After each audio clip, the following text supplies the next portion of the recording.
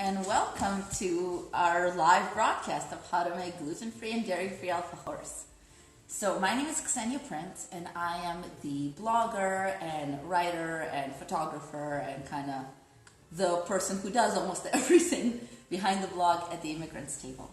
At the Immigrants Table began about 5 years ago as an initiative meant to document my family's migrant journey. I really tried to focus on Russian and Israeli recipes and through them show how tradition and family lore can be passed down from generation to generation through the kitchen table. It started really as long-form essays and, some recipes from my grandmother or my mom that I wanted to pass on. And over time, it became a vehicle for also delivering original content and developing my own immigrant product that tells my own journey. Because after Russia and Israel, I ended up in Canada, where you're actually in my home right now in Montreal. So that's a little bit of the background behind the Immigrants Table. You can still find it online you can still find it online. You can find it online at immigrantsTable.com or on Instagram at Immigrants Table. So today, if you're just joining us, you're not joining us at Immigrants Table, you're joining us at JDC Entwine. So I'm going to tell you a little bit about how the partnership with JDC Entwine came to be, how I got to know about this amazing organization, and what brought us actually to this day and to this recipe we're going to make. So again, if you're just joining us, I'm Ksenia Prince from at the Immigrants Table, and you're watching the JDC Entwine live broadcast. So my familiarity with JDC Entwine probably began years ago when I started hearing about the joint and the kind of work the joint was doing in the former Soviet Union. Now, if you guys are not so familiar, the former Soviet Union is still home to some of the most impoverished Jewish populations in the world today, particularly in the Ukraine and kind of the conflict area in Ukraine. So, being Russian myself, I was very, very aware of the kind of work that the joint JDC was doing there. The JDC is really, to me, was always the first point of response, the first point of Jewish response at times of crisis. And they really went to some of the areas where nobody else would dare to go. For example, if we're talking about Ukraine, they're one of the only organizations delivering aid in the conflict zone. So that's something that was very important to my family, and that's how I got to know about JDC. Then probably 4 years ago, 4, 3, my math is probably off, so forgive me. 4 years ago, I heard the JDC Entwine, which is the young wing of JDC, was doing a mission, a service corps trip for young professionals of Russian background. It was the first ever mission of that kind, and I really wanted to be a part of it. Being a Russian Jew is obviously a very large part of my identity, in case you don't know this yet, because I haven't made it clear with my constant reference to Russia. So I really wanted to be a part of this groundbreaking and important mission. So I went, and the first place JDC Entwine went to with the Russian Jewish young professionals was Argentina. Now, I didn't really know what to expect. I didn't really know what the connection between being Russian and Jewish and Argentina would be. But when I arrived at Argentina, I learned that about 60% of and again, my numbers might be wrong, but the general sense was that a small majority of the Jewish population in Argentina was actually of Russian origin.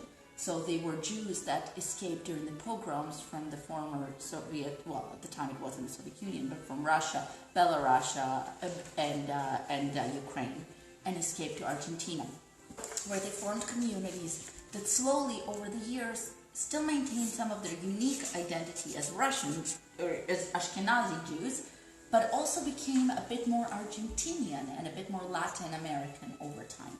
So I was really blown away by Argentina and the very unique Jewish life that it still maintains to this day. Now, if you know anything about Argentina, of course you know that it went through a very large economic crisis. So the economic crisis disproportionately affected some of the poorest people of the population, many of whom were the Russian Jews that we actually ended up visiting. So while I was in Argentina, I, of course, focused a lot on the food. And one of the things that stuck with me the most were these little cookies that you could eat at any little corner bar, at really, like, as you'd order your morning cappuccino, you'd order one to go, and those were the alfajores.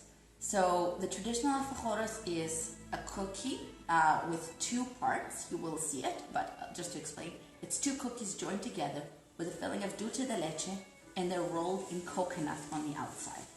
Now, in Argentina, the alfajor, which is actually originated from the Arab countries, and then it's made its way to Spain and eventually to Argentina. They took alfajores to a whole new art form.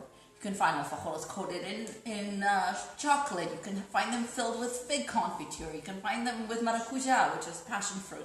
Really, anything and everything under the sun is done to the alfajor. So today we're going to show you some alfajores that have been made gluten-free and dairy-free, and we're going to do them with two fillings.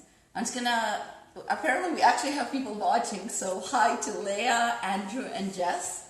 Welcome. We're really happy to get to know you.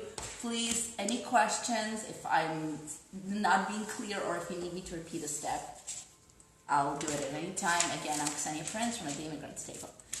So after telling you a little bit about my process with JDC and wine, I'm just going to tell you about why it is that I'm doing this today. So of course, I went to Argentina, and that experience stayed with me. I stayed involved with JDC and wine, and I continued following some of the work. I didn't get a chance to go on another trip just because of work and life, but I was always very impressed with what they do. Then 2 years ago, I was approached by JDC and Twine because they had a new initiative. They were developing a Passover kit called Reorder, which is an attempt to put a new fresh spin on Passover and take it away from being a very structured experience where you're really following very prescribed like recipes and prayers and things like that, and to turn it into a discussion, into something with a humanistic, progressive background, bend that anybody at the table can really connect to, even if you're in a mixed marriage, or if you're bringing friends to the table who are not Jewish, or if you're just dealing with non-affiliated Jews who frankly don't connect to the prayers and the Haggadah as much as others do. So the Reorder kit was developed for the first time last year, and I was asked to do the cookbook. We focused on a cookbook that brought together recipes from different, some of them lesser known Jewish populations around the world and Jewish kitchens around the world.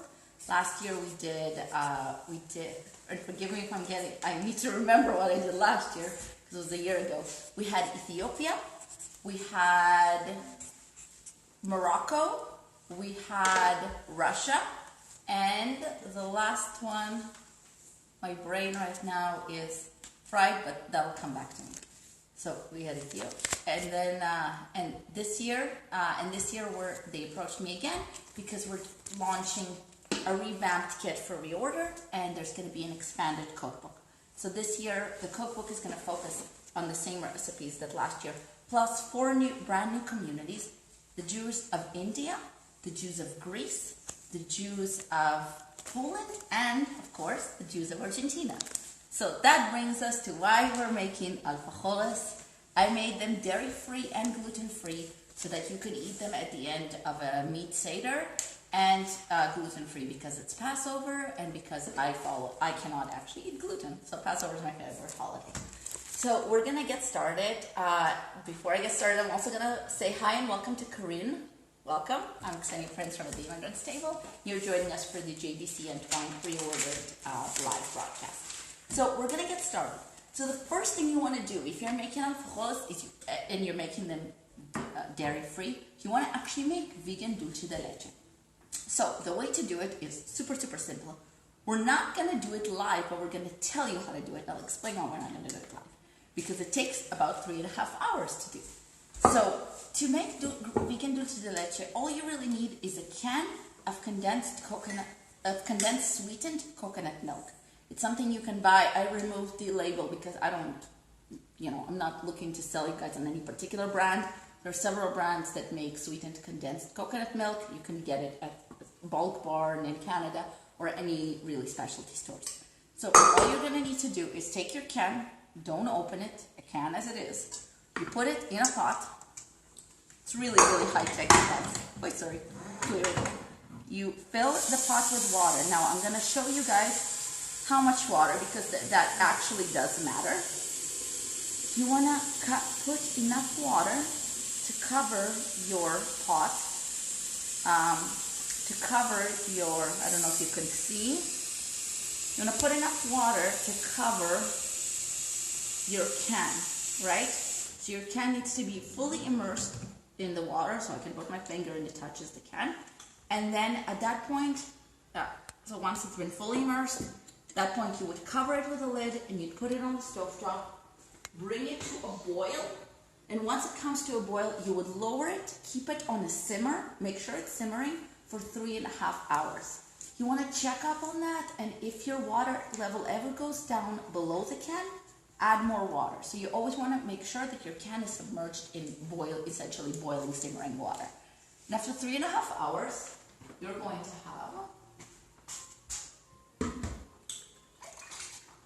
to have your lovely little can. Again, we did this in advance because I wasn't going to keep you live for 3.5 hours while a can boils. It's not the most exciting event of the year. And it's going to actually be coagulated like dulce de leche. So it's much thicker, it's cooked. Dulce de leche means sweet milk, but, well, the sweetness of the milk, but essentially it's cooked milk. So the same thing, by the way, you would do if you were making this non-dairy, is you would pour condensed milk. So you would take a can of condensed milk, put it in a pot with water to cover it with enough water, 3.5 hours at the simmer, and voila, you'd have condensed milk. You'd have regular dulce de leche. So you don't have to make it vegan if you're vegetarian, or if you're not eating a meat meal, or if you don't separate milk and dairy, no problem. You can use regular dulce de leche or make your own condensed, sweetened condensed from the can of sweetened condensed milk. So this is dulce de leche. Now once you've transferred it from a can, I will put this back in the fridge because I want to make sure that this is as cold as possible for our alfajores. Okay, so once we're done with the dulce de leche, we are gonna move on to the next stage, which is actually making the alfajores. So, sorry. There, you cannot see, but there's actually people here helping because, unsurprisingly, it takes a village to make a video. So, to make the alfajores, we're gonna beat first some sugar and egg yolks. So I always think of it in fours. You take a 1/4 cup of sugar, a 1/4 cup. You take 4 egg yolks. Just gonna get the rest of those out.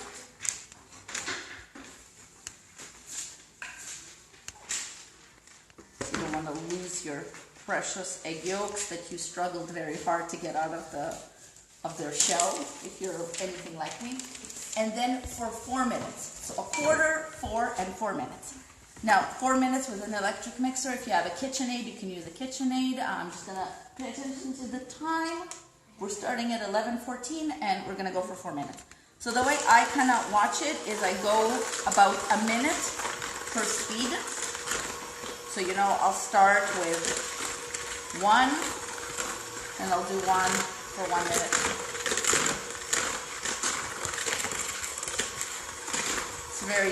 So you can really see the chemical change, the change in the consistency and stature that happens to the egg. Maybe you guys want to come closer so you can see the egg. Yeah. So over 4 minutes, you will really see how it's starting to shift. So kind of about every minute, you don't have to be meticulous about it or scientific, but about every minute you want to increase your speed. So I had a question in advance of this, where somebody asked if your dulce de leche is dairy-free and you're gonna use, so it's vegan and you're using vegan butter, which I'll get to later, can this be made vegan? Now obviously I mix an egg, so the recipe is not vegan, it's dairy free.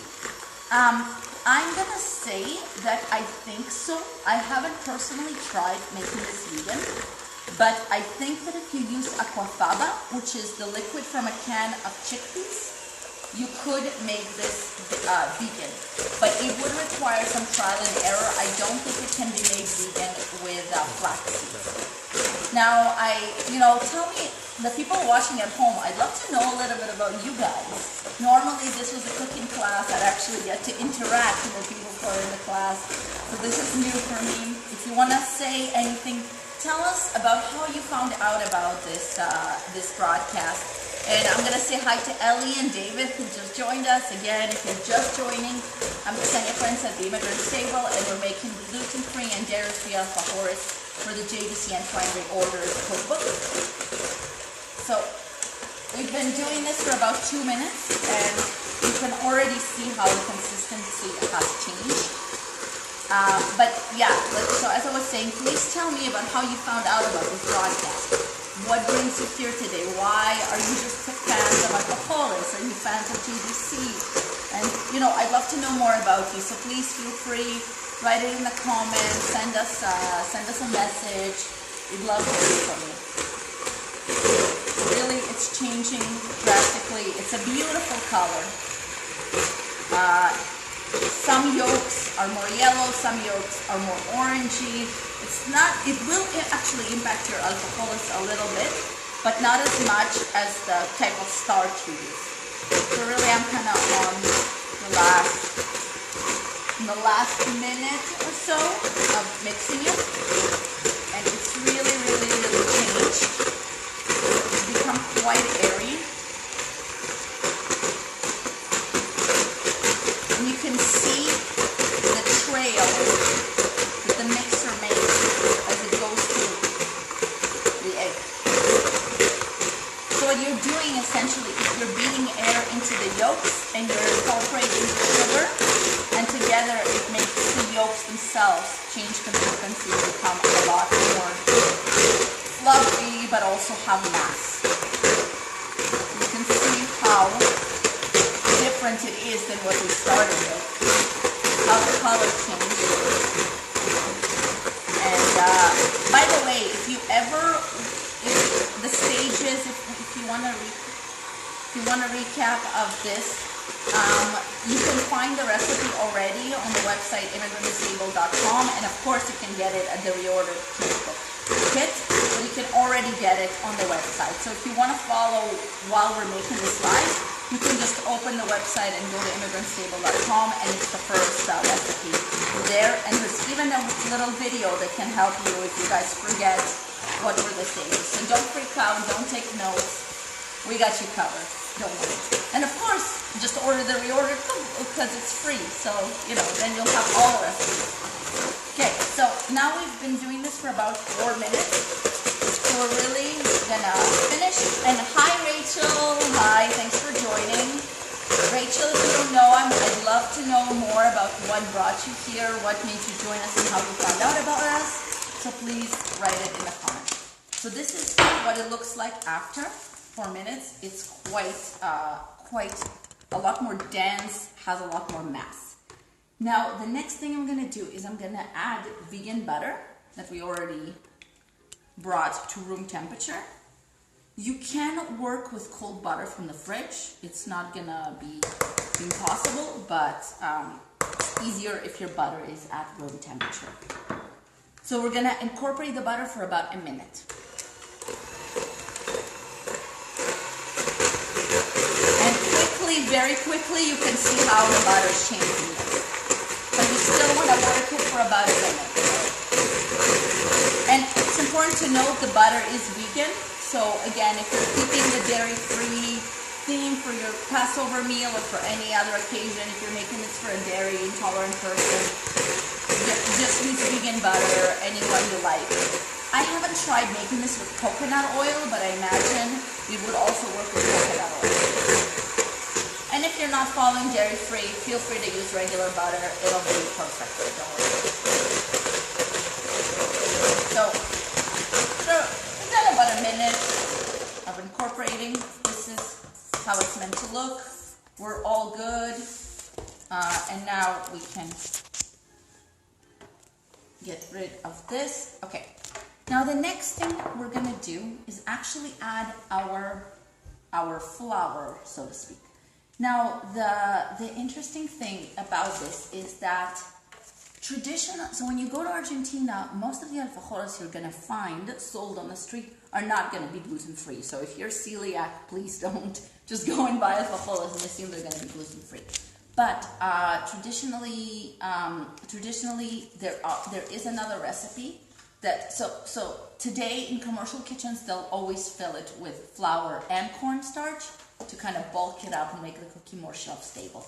But one of the traditional recipes is actually using only cornstarch, which makes a very light, crumbly cookie that honestly melts in your mouth when you put it there. So for Passover, it makes perfect sense. If you're avoiding corn for kipniot reasons or whatever, tapioca and arrowroot starch both work fantastically. So you can use arrowroot starch or tapioca starch in place of cornstarch. So we're gonna now add our pre-sifted cornstarch. This is important. We pre-sifted this twice. The reason we pre-sift twice is because no matter what good quality cornstarch you're using, it can have clumps. No matter, I don't know how long it's been sitting on your shelf, how long it's been sitting at the store. It could have clumps, and for this really airy, light cookie, we want to avoid the clumps. So I pre-sifted this twice. If anybody doesn't know what pre-sifting means, tell me. I'll explain. But I wanted to save the clouds of cornstarch that would have been created if I were to pre-sift twice on live Instagram, live television. I don't know how to refer to this. So if you're a stickler for, proper terminology, I'm sorry if I get it wrong. So just to recap, I'm gonna add this. Now I'm adding baking powder, and I'm adding 4 teaspoons of baking powder. We had 2.5 cups of cornstarch. So to recap what we've done so far, and hi Joshua, thanks for joining us. I'm Ksenia Prince at the Immigrants Table, and you're joining the JBC Appliance Reordered live broadcast. So what we've done so far is we cooked our dulce de leche, our vegan dulce de leche. It takes 3.5 hours. Just cook in a can in water. It's very, very basic. Again, you can find the full recipe in the reordered cookbook kit or online right now if you want at immigrantsTable.com. You can follow the recipe as you go with the broadcast. So we've cooked our dulce de leche. It takes 3.5 hours to cook, and then we started making the alfajores. We beat together 4 egg yolks with 1/4 cup of sugar for 4 minutes, the magic 4, the rule of 4, magic 4, I don't know, whatever you want to call it. And then we added 3/4 cup, 2/3 of cup of vegan butter. My mind is blanking. I think it was 2/3 of cup of vegan butter. Yeah, 2/3. I'm being told here it was indeed 2/3. You make the same recipe 70 times and you still manage to forget how many cups. So 2/3 cups of vegan butter, and you can use regular butter if you're not dairy-free or if you're not keeping lactose-free for some reason, like if you're not avoiding it. And then the last thing we're doing is we're adding our twice pre-sifted cornstarch and baking powder. Again, you can use arrowroot or tapioca starch if you're avoiding corn. Now, after you've mixed it with our spatula, we're going to actually get down with our hands. I'm going to remove my rings, because last thing I want is batter on my wedding ring. My husband may not love it so much. So you actually do want to get in with your hands, because you're baking and you want to have personal contact with the food you're making. You want to know what texture it is. You want to know how it feels. Only like that will you become, only like that will you become a good cook and baker, is if you actually come in contact with what it is that you're making. So, and B, because it's honestly, hands are just more efficient than any spatula will ever be. Again, make sure you wash your hands really, really well. My hands have been washed. I know I didn't show you, but hygiene 101. Make sure you have very clean hands before you're feeding other people and yourselves. So, I just want to incorporate the cornstarch as well as I can. And do you see the color of this amazing dough? It's so crumbly and it's so soft and it's just beautiful. And the color is, thanks in part to having very nice yellow orangey yolks, because I try not to buy yolks from I try to buy yolks that are either from local hands or actually free run eggs, because they have nicer yolks, to be honest. And the second thing is the cornstarch. If you use arrowroot or tapioca, you'll have a much less yellow batter. Okay, so after we've done this, we're gonna put this in the fridge. It needs to chill for about 2 hours minimum. It can chill overnight if you don't have time to cook it the same day. We have sneezes here. It's all good. It's all part of the live experience. Thank you for staying with us. If you're still there, you haven't fallen asleep, we appreciate it. So, like I said, you put this for 2 hours in the fridge.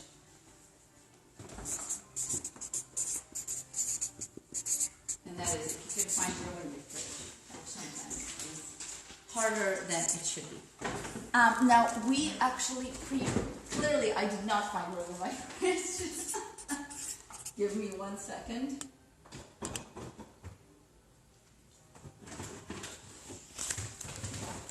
Yeah. So we already have the dough pre-made and cooled.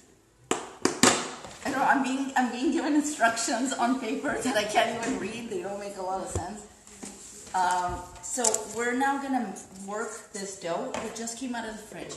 Now, if you're doing this at home, please take your dough out, let's say 10 minutes before you're gonna work with it, because we're gonna have to work this dough, and it's a little hard when it's straight out of the oven, straight out of the fridge, not out of the oven. I guess we have new people joining us. Hi to Eva Riem. If I'm mispronouncing it, my apologies. I don't know why I'm spitting. Hi Serendipity. Hi Hiko, and hi to Prostowell. Prostowell. Wow, that's a unique name. Please tell me what is the background for that. And hi to Isabel. Again, if you're just joining us, my name is Ksenia Prince, and I'm here from immigrantsTable.com.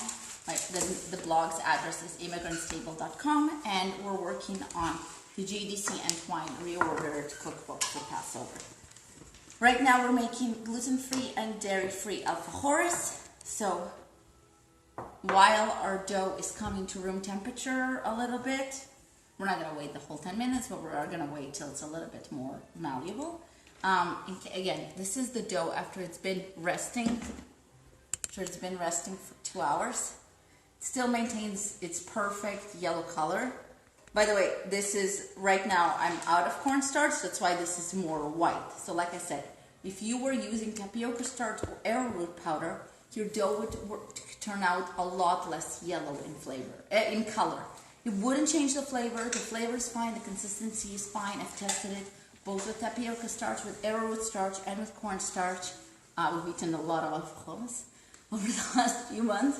But it really does work with every single one. I just personally, I like the color that cornstarch alfajores have, and it's more traditional. But again, if you're avoiding corn for whatever reason, for kidneyot or any other reason, feel free to make arrowroot or tapioca powder. So if you're just joining us, again, just a quick recap. To make this dough, all you need is to mix together four egg yolks with a quarter cup of sugar for 4 minutes till you have a nice consistency, and then you add 2/3 of a cup of vegan butter. Continue mixing it till you get like a nice creamy yellow mix. That's your egg yolks with butter. Then to that you will add 2.5 pre-sifted cups of cornstarch and 4 teaspoons of baking powder, and that, voila, is how you make this dough. It needs to chill for about 2 hours. This dough has probably been chilling for chilling and freewheeling for three hours or so. So it's very hard, but really now I'm at the point where I can start working with it. So you can see once you actually can press on your dough and it starts to crumble, that's the way the cookie crumbles. That's what you want. So we're gonna start working this dough. Now, the reason I put flour first on my counter is just to avoid stickiness, but it is important to remember this dough is like a shortbread dough, so it has a lot of butter. It's not this, it's, you always want to remember that because it's quite crumbly, again, being a high butter dough. So right now we're gonna just slowly roll it. And I'm gonna be very, very gentle because again, it's a gluten-free dough. It's a lot more fragile. And it's a shortbread dough. So again, this isn't your traditional yeasted dough that has a lot of volume. Now the thing about Passover baking and gluten-free baking is that gluten is actually a binder. So it's what oftentimes helps your baked goods stick together. When you're working with gluten-free or Passover recipes, you don't have that binder. You have to overcompensate. So we're being very, very gentle with our dough. By the way, if you're just joining us, this is very, what's the word? Feel comfortable, pour yourself a cup of coffee. This should be relaxed. I'm getting some of mine. And the invisible hand takes the cup away. It's the magic of television, you guys. Yeah, this is very fancy over here in Montreal. No, I'm kidding. It's not very fancy. We have a good team working on this. So again, if you're just joining us, my name is Ksenia Prince, and I'm here at the Immigrants Table, and I'm making gluten-free and dairy-free alfajores for the JDC and Twine reordered cookbook. Now, if you are a Spanish speaker, please forgive my pronunciation of alfajores, because when you're speaking a lot of English, it's very hard to properly roll your R and, so my apologies. My husband is a Spanish speaker, and if you are at home, please, don't be offended with this, despite my best attempt. So, as you can see, we managed to roll the dough. Again, now you want to keep about a thickness of, say, 1/2 inch. Something like that. Like, it doesn't need to be too thick, but you definitely don't want it to be too thin because it won't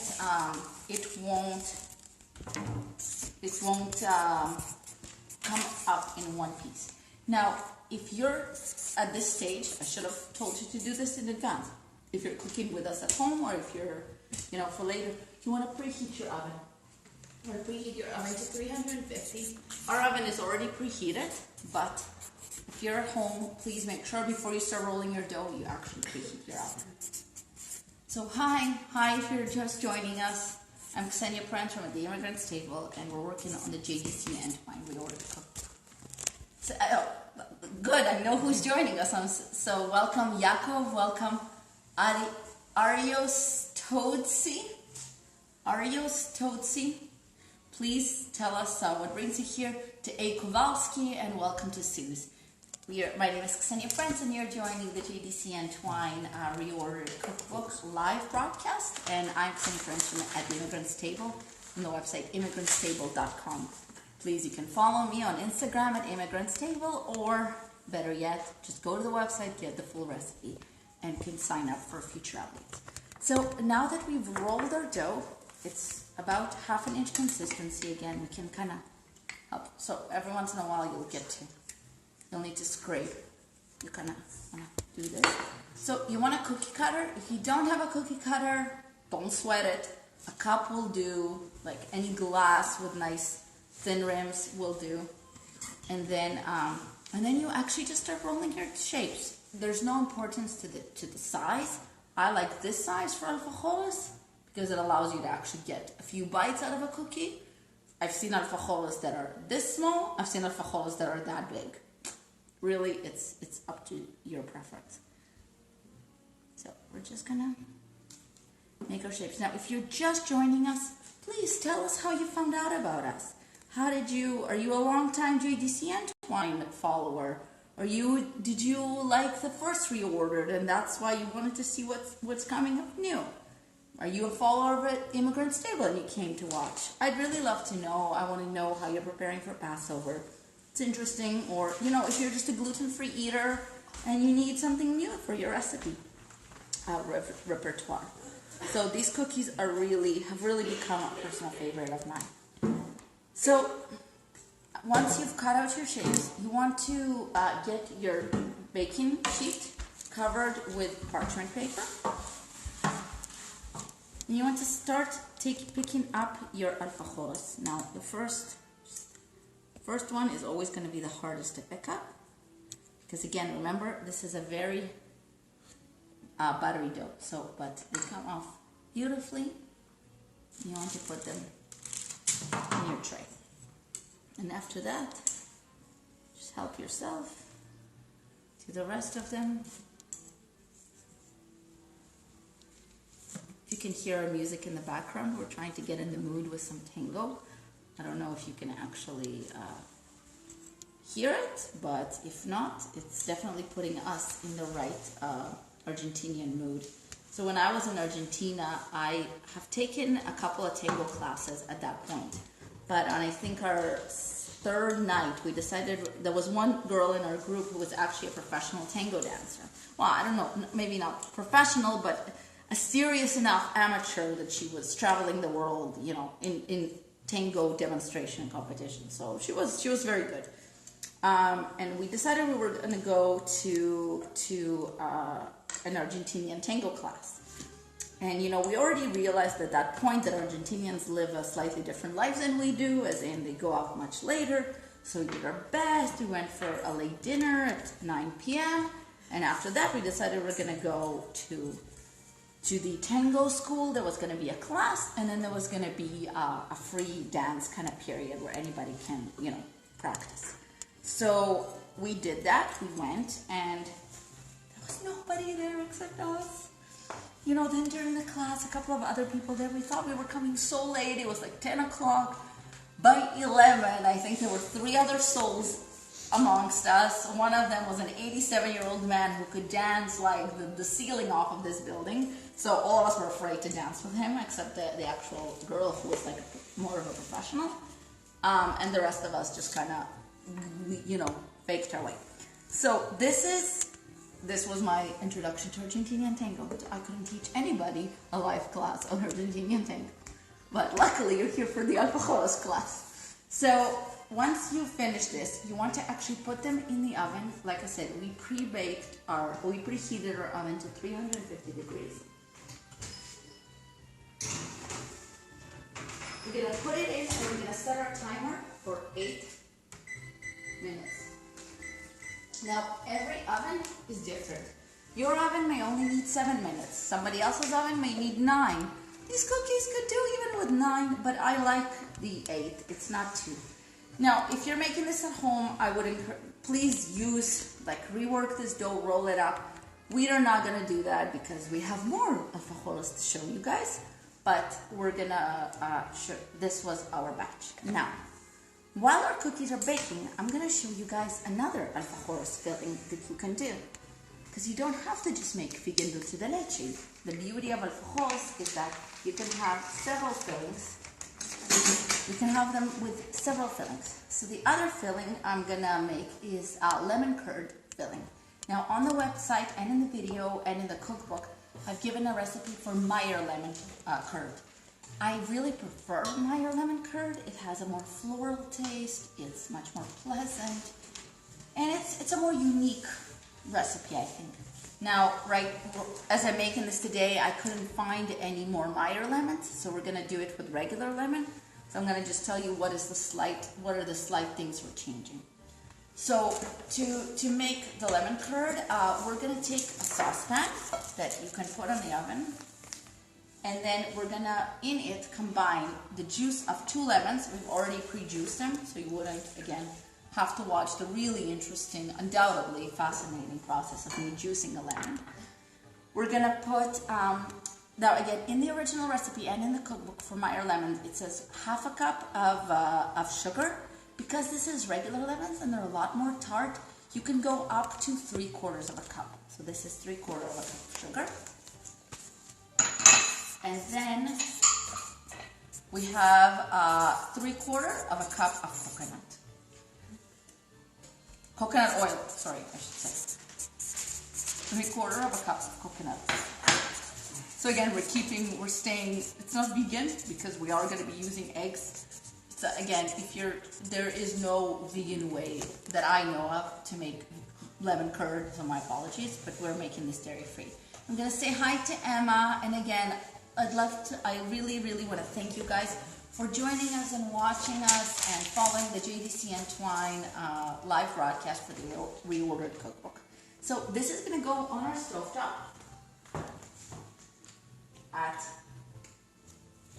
kind of a medium heat. So my oven goes to up to 6, so I'm putting it on 3, and we're going to give it a couple of minutes till the coconut oil is fully melted. You really want to make sure that your coconut oil is fully melted, because otherwise you're not going to be able to continue with the next stage of the process. So now you can pre-melt your coconut oil in the microwave. It's going to speed up the process, and then you're only going to need a few minutes while it's on the stove top. While that's cooking, we're going to combine our eggs. Sorry. No, because I need a bigger bowl for the eggs. Yes, thank you. So we're going to combine our eggs. So to make lemon curd, you need 4 egg yolks. See, now you can hear the tango, at least I can. 4 egg yolks and 4 full eggs. Again, with the beautiful kind of orangey yolk. I really think this is so much prettier. And then you mix it up.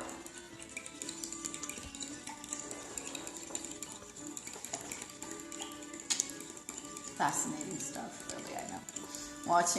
It's like watching paint dry, I know, but bear with us for a second. I promise you, if you actually make this at home, it's gonna taste delicious.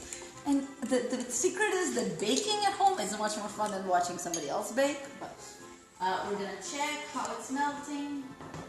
Still have probably about a minute to go. Again, we're not trying to do anything here except just melt it. So while it's kind of doing that, we're kind of want to make sure that our eggs are well combined. So we're going to keep this aside. Now the reason you want a bigger bowl is because you're actually going to pour your hot mixture into this bigger bowl.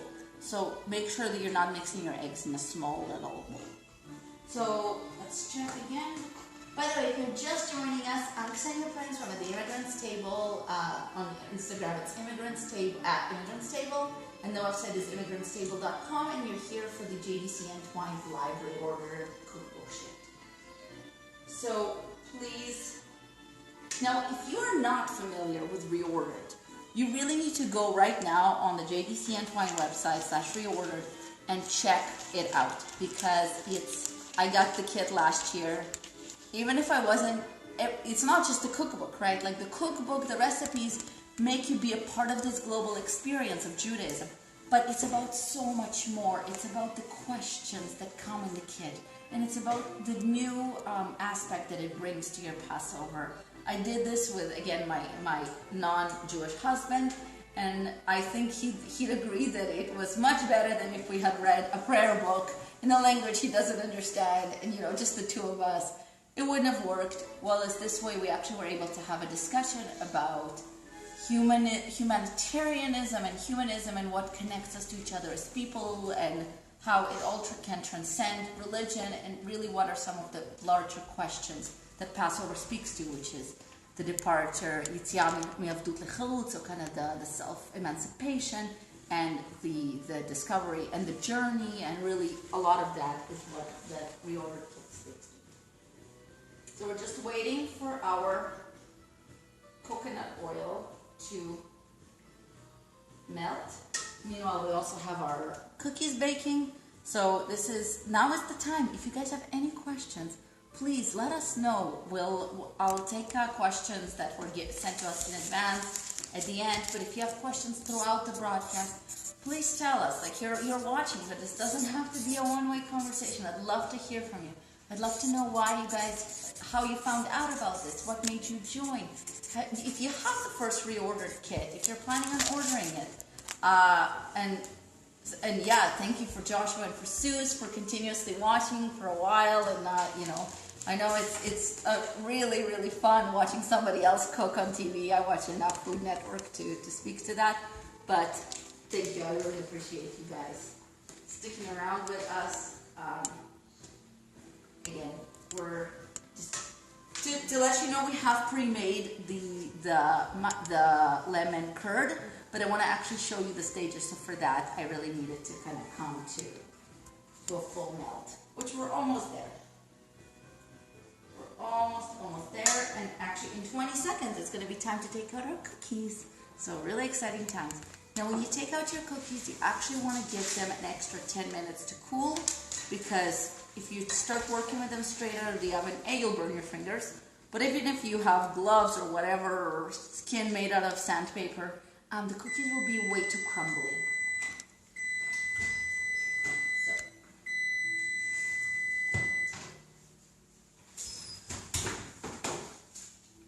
So I'm going to show you the cookies when they've cooled off. So for now, don't worry about it too much. Because like I said, when they first come out, they're quite crumbly. But I just want to check that they're fully baked, and they are fully baked. So we just have another 10 seconds or so till the coconut oil fully melts, and then we can actually move on to the next stage. I promise I'll show you the cookies. They're just too hot to handle right now, and they will crumble if I attempt to pick them up and transfer them with them. So bear with us while we're doing this. So again, if you're just joining, my name is Ksenia Prince from At the Immigrant's Table, and I'm here doing a live broadcast for JDC and Twine as part of the reordered cookbook. And just a reminder, again, if you're just joining, these alfajores are gluten-free and dairy-free, so they can be served as part of Passover or to anybody who is celiac. Just make sure you're using celiac, like actually gluten-free baking powder. And you can serve them as part of to somebody who's lactose intolerant, or if you're keeping kosher and you're serving them after a meat meal. So, and by the way, again, I told you this is for Passover, but I also happen to be gluten-free and dairy-free. So these cookies are something I can eat tons of. Trust me, I have. I was 10 kilograms less before we started now. I was working on the reordered cookbook has definitely given me a chance to eat my fair share of alfajores, for which I'm super thankful. So now we have our coconut oil melted. So this is, yeah, if you don't remember what this is sugar, sorry, one sec, I'm asking back, so, can you go back? I want to tell you what the amounts are, again, because this is sugar, lemon juice, it's the juice of 2 lemons, 3/4 cup of sugar, and 3/4 cup of coconut oil. Thank you to our team here that makes me look, marginally less awkward than I actually am. So, okay, so this is fully melted, 3/4 cup of coconut oil, 3/4 cup of sugar, because these are regular lemons. If you're using Meyer lemons, 1/2 cup and no more, trust me, you don't want this to be secretly sweet. And the juice of 2 lemons. So now we're going to add this to the eggs, because you're adding something hot to eggs constantly. We're gonna constantly whisk it, because this is really, really, really, this is how you make a weird omelet that's gonna be, really not tasty. So don't do it. Like, continuously whisk while you're adding it.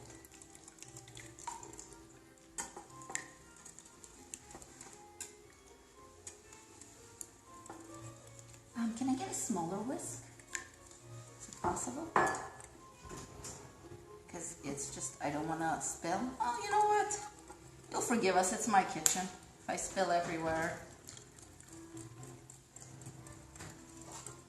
It's my party and I'll spill if I want to, right? It's okay, it's okay, it's okay, just let it go. We're trying to find smaller whisks and it's just not happening. It's just not happening. But as you can see, it's starting to thicken.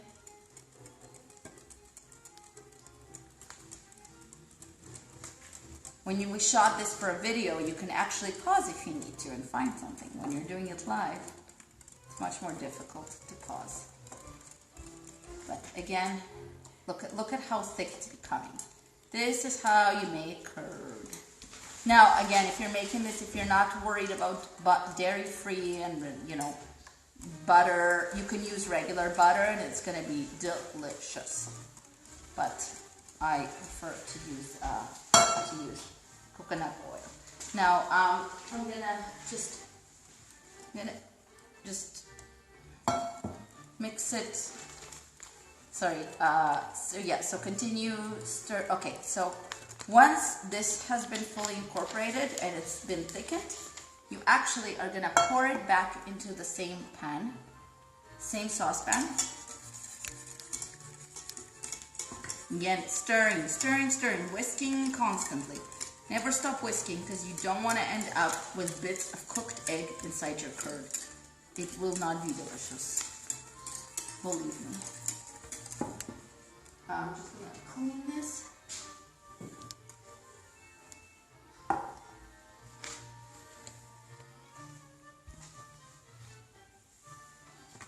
Sorry. Again, you don't need too much. Okay, so once this has been properly mixed, we're going to put this back on the stovetop and cook this for about 2 minutes. Now, again, kind of keep it on medium heat. And I'm actually going to ask my friend here to come, and while I'm continuing to show you guys what to do, she's going to, if you're making this at home, you actually want to stay and stir this to thicken it. So it's okay. We're gonna try and come back here to thicken it every once in a while. But if we can't, just know if somebody comes behind me to give this a stir, it's all good. I didn't get anybody breaking into my kitchen. So while this is happening, I'm actually gonna show you guys how the alfajores look. So we've pre-baked some alfajores that have already had a chance to cool, and plus we're gonna show you guys this. So when they come out of the oven, alfajores look like beautiful little rounds. So you want to make sure that your bottom is cooked. If your bottom is not cooked, you're not going to have this like nice browning. You really need to make sure your alfajores are cooked. But as you can see, they're crumbly, so when you eat them, they're going to melt in your mouth, but they're not so crumbly that you can't pick them up.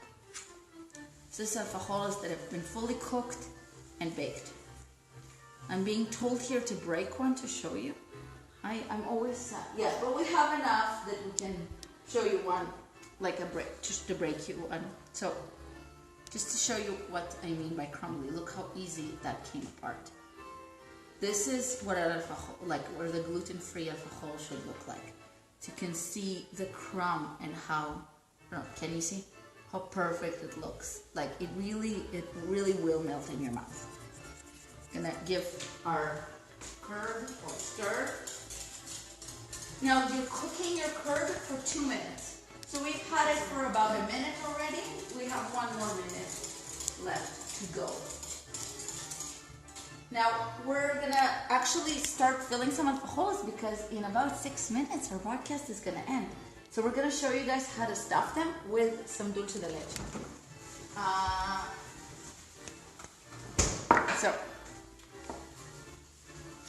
So to do that, we're gonna need to take our alfajores. We're gonna need 1 teaspoon of dulce de leche, and like I said, it's been pre-chilled, so it's gonna be easier to work with. You want about 1 teaspoon. It's a very small spoon, but you don't want to overfill. Just gonna make sure you have enough. but not too much. And then you take a second one and you sandwich them together. And voila, that's an alfajor. So you can see. Now, with the dulce de leche, I love to roll it in coconut. I think that there's something really nice about the combination of coconut and dulce de leche. And we're gonna show you guys, so this is what it looks like once they've been rolled. And in Argentina, you would eat this with a cup of coffee. So we're gonna show you guys how to make coffee. Now, let's show you. We're gonna finish making our, I need to pour this over something. Yeah. So we're gonna show you how to finish the curd. You're gonna take some, the zest of 2 lemons. You're gonna take a strainer, and then you're gonna process your curd through a strainer onto the lemon zest.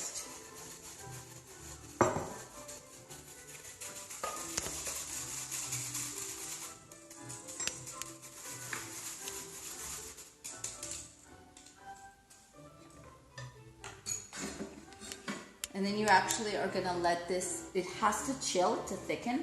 So right now it's not gonna be chilled, but we're gonna show you guys now for an alfajor. We're gonna show you what chilled lemon curd looks like.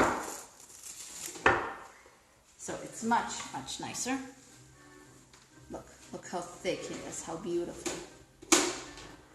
The eggs are fully cooked, by the way. If you are at all worried about eating raw eggs, don't be. With this, the eggs are fully cooked.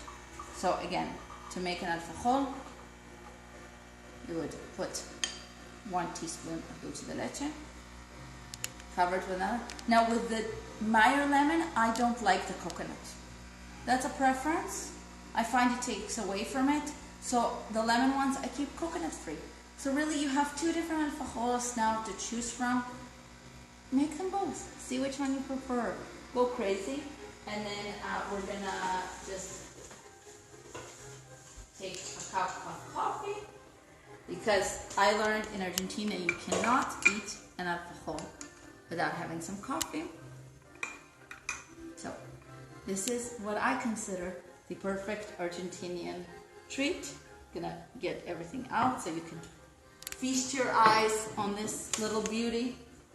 Now again, you don't have to watch us live filling the rest of the alfajores, but rest assured that no alfajores will go to waste. So if you're just joining us, this is the end of our broadcast. Go to jdc.com, to jdcantwine.com/reordered, and get your own copy of the reordered kit for Passover, and then you'll have all these recipes at home. But if you want to follow the recipe and the video for the alfajores, just go on immigrantstable.com and you can get the recipe right now. So let's have our bite. Look at this.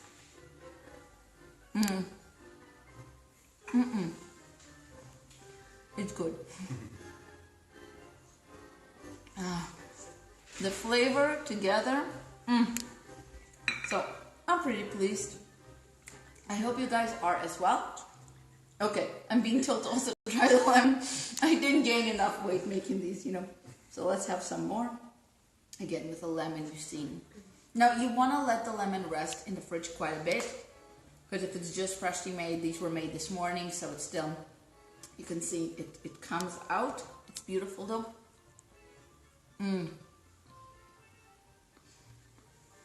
It's a lot more nuanced, a lot less sweet, and just more subtle. So again, don't forget, if you're in Argentina, everything has to be done with coffee. But other than that, it's all, this is how you would eat it at a typical coffee shop in Argentina. So if you were joining us for the whole hour, or if you came in the last few minutes, I'm Ksenia Prince from the Immigrant Stable blog. The website of the blog is I'm still chewing alcohols. The website address is immigrantstable.com, and please I want you to go on the jdcentwine.com/reorder kit and get the flow. Now, if you want to watch the highlights of this, they're going to be on Instagram, and you can join us later. Thank you for watching. Thank you from us to you. Bye.